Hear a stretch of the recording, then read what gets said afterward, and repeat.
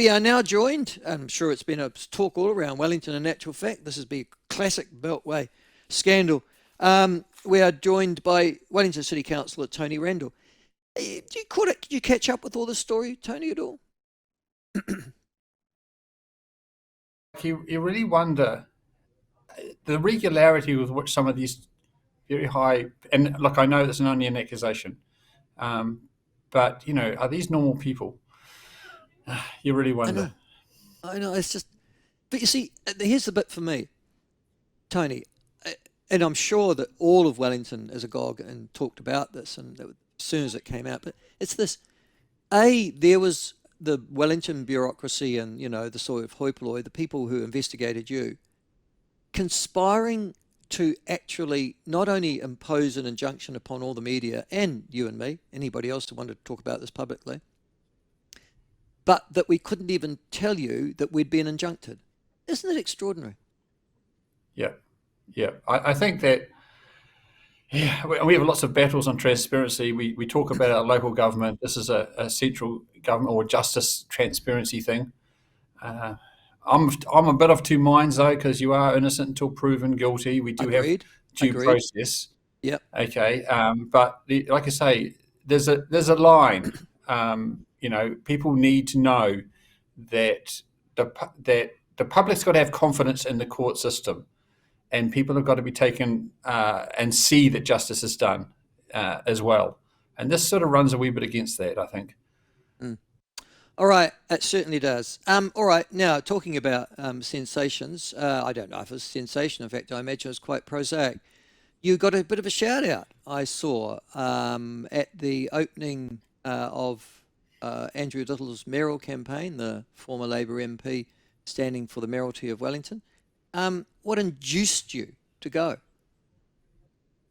Look, what induced me to go is I want to understand the man. Fair enough. He is clearly the front runner.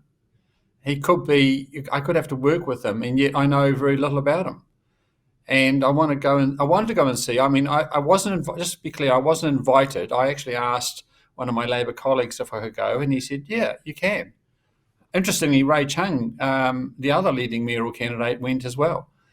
So, but it was very good. It was a good launch. I mean, it's politics. The Labour Party can do politics pretty well. And I'll also say there was only a couple of speeches and some music, and then we went to talking. So it was reasonably short and sharp. I've seen them go on and on and on. And so that was another good sign that he's a bit of a pragmatist when it comes to this stuff.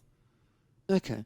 The other thing that struck me about the launch, well, at least the rhetoric that accompanied it, was that he gave a very clear message over the weekend for Tory whānau and presumably the leadership of the Wellington City Council to read the room and not enter into any contracts prior, particularly relating to the Golden Mile and the controversial revamping of Courtenay Place and that Lambton Quay, etc., and not enter into any contracts that would bind him and the newly elected council in October of this year.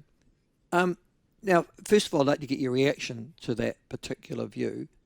But does that mean that you as a council shouldn't enter any contracts at all, Tony, if you're going to follow that rhetoric? Give me your thoughts.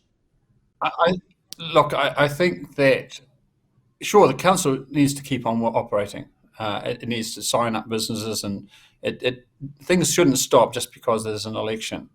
But when it comes to the high-profile political items, I do think that in the sort of 3 months before the election, and we're getting close to that the council should hold, toe high on what is obviously a very politically contentious. Sorry, excuse me.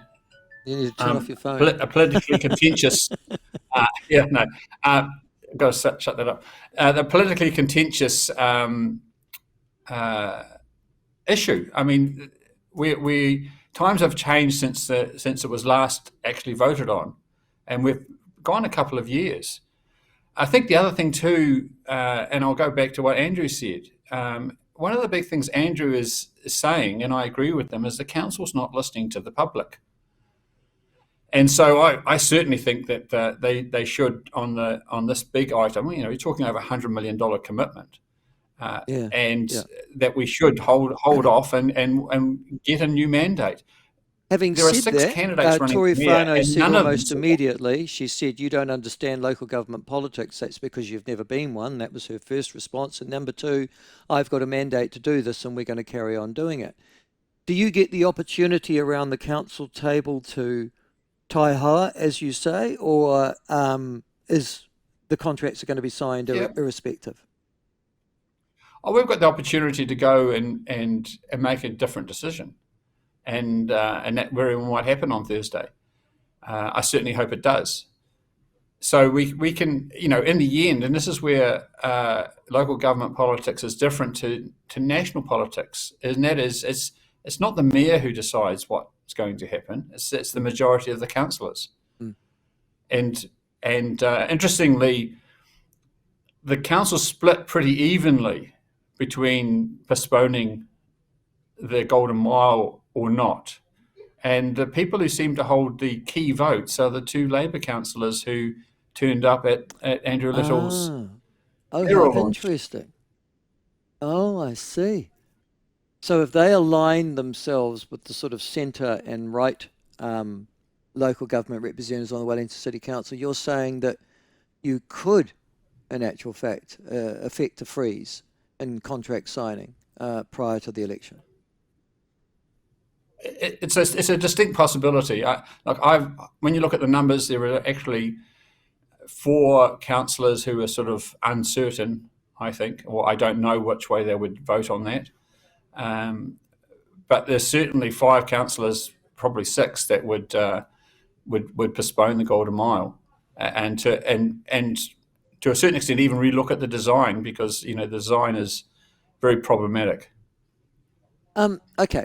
The as you say, you've got $100 million worth of contract that could potentially be signed between now and election day. Here's the next question, and you've just reminded me, Tony. You're absolutely right. They're not a dictator. They're not the president of the United States, able to serve executive orders and things like that.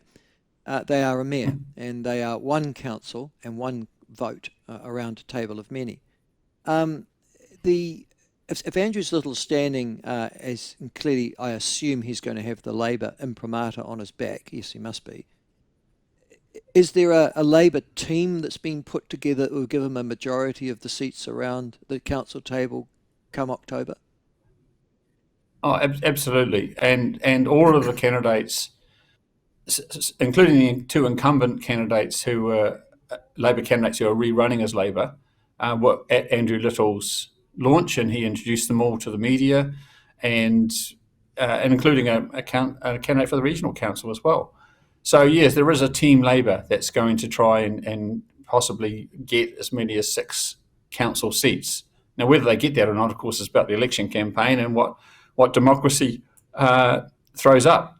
But there is team Labor, and Andrew's the leader of it. The ACT Party have talked about essentially emulating Labor and the Greens and putting up party-branded candidates.